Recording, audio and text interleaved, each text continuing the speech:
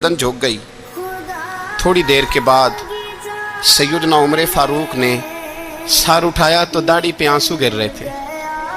रो पड़े, कहने लगे पाक महबूब की पाक बीवी, जैसे हुक्म करती हो मैं हाज़िर हूँ, पर मुझे वो वाला लिबास पहनाना जो मेरे मुस्तफ़ा ने पसंद फरमाया है। अगर ये रंग रसूल पाक का है तो मैं हाज़िर हूँ, और अगर नबी पाक का नहीं तो फिर जैसे आप हुक्म करें। तो नाबी आयशा कहती है उमर रोए तो मैं ज़्यादा रोई, मेरा पल्लू भीग गया आंसुओं से। मैंने कहा उमर आप जाइए। उमर यूं निकले तो जो सहाबा खड़े थे वो कोने में थे, सारे आ गए। कहा अम्मा जी क्या बनाओ? फरमाया भाई तुम सब जो बातें कहते हो वो अपनी जगह ठीक हैं, पर उमर जो बात करता है वो सबसे ज्यादा ठीक है। उमर जिस पहलू पर बात करता है वो, यार ऐसी आजिज़ी, ऐसा रंग, ऐसा अंदाज, ऐसा तर्ज हयात, ऐसी जिंदगी। औलाद के मामले में लोग बुज़दिल हो जाते हैं, बुज़दिल। पर हजरत उमर का बेटा मिस्र गया, वहां से कमाई करके लाया, तिजारत करने गया, लाखों का माल।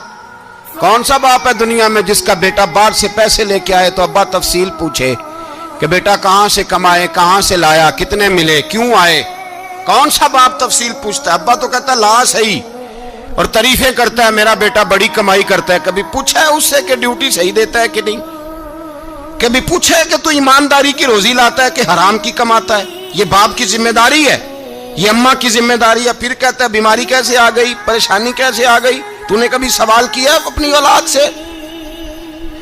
हजरत उमर फारूक रज़ी अल्लाह ताला अन्हु का बेटा मिस्र से पैसे कमा के लाया तो जनाब उमर ने बुलाया, फरमाया बेटे इतनी तो तेरे पास राशि नहीं थी, थोड़े से तो तू पैसे लेके गया था, इतनी कमाई कैसे हो गई? इतने तो पैसे नहीं थे साहब, कहां से कमाई लाए?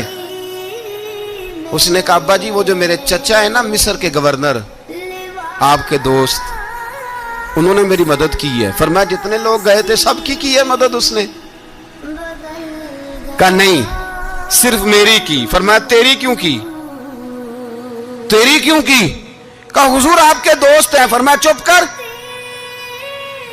हुजूर उन्होंने मुझे इतने पैसे दिए, मैंने कारोबार में डाले तो नफा आया तो मैं उनकी रकम दे के। फरमाया खामोश हो जा, बाकी जितने लोग गए थे सबकी मदद की उसने? कहा नहीं हुजूर सिर्फ मेरी की।